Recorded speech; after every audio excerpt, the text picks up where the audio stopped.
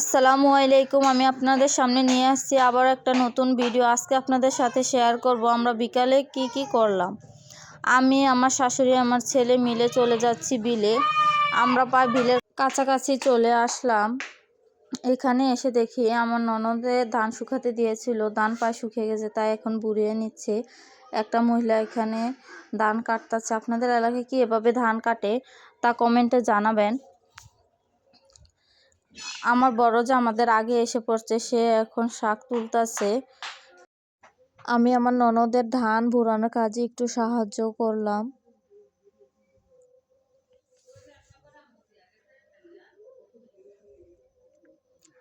এটা হলো আমার নাতিন, দেখুন কত দুষ্টামি করতেছে। আমরা এখন চলে আসছি আমার বড় জায়ের কাছে। এখন আমরা সবাই মিলে শাক তুলবো। ওই যে আমার ছেলেটা দেখুন কত দুষ্টামি করতেছে। এগুলো হলো কলির শাক। কে কে কলির শাক খেতে পছন্দ করেন কমেন্টে জানাবেন।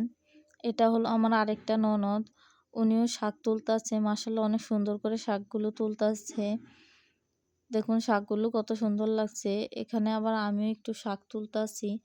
আমি তো অনেক আস্তে আস্তে শাক তুলতেছি, তাই সবাই আমাকে নিয়ে মজা নিতেছে। আমি এই প্রথমবারই কলির শাক তুলতেছি। দেখুন পুরো ক্ষেতটা কত সুন্দর লাগছে শাকে ভরা। এখন আমরা বিল থেকে বাসায় চলে আসছি। এখানে এসে আমার শাশুড়ি একটা গামলার মধ্যে শাকগুলো ঢেলে নিয়েছে। দেখুন এক গামলা শাক হয়েছে। এখন আমার শাশুড়ি এগুলোকে ভালোভাবে নেড়ে চেড়ে মিশিয়ে নিচ্ছে। তারপরে এগুলোকে সুন্দর করে পলিতে ভরে মাপা হবে। এই যে এখন মাপা হচ্ছে। দেখুন দেখুন এখানে 1 কেজি শাক আছে। আর এই ডালাতে আছে 620 গ্রাম।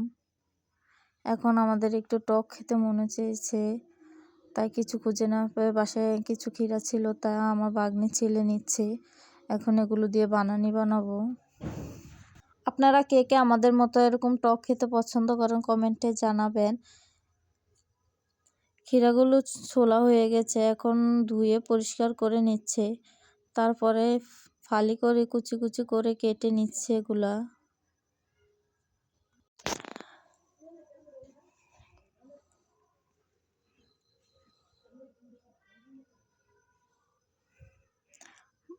কাটা শেষ হয়ে গেছে। দেখুন ক্ষীরাগুলো কত সুন্দর লাগছে। কে কে আমাদের মতো টক খেতে পছন্দ করেন কমেন্টে জানাবে। এখানে আমি দিয়ে দিচ্ছি তেঁতুল, পরিমাণ মতো লবণ, তারপরে দিয়ে দিচ্ছি শুকনো মরিচের গুঁড়া। বানানি মানে হলো জাল টক মিষ্টি। যত জাল বেশি হয় তত মজা হয় বানানি।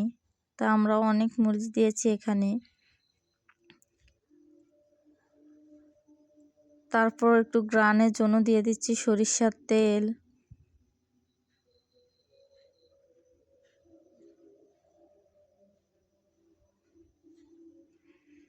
তারপরে এগুলো ভালো করে মথে নিচ্ছি।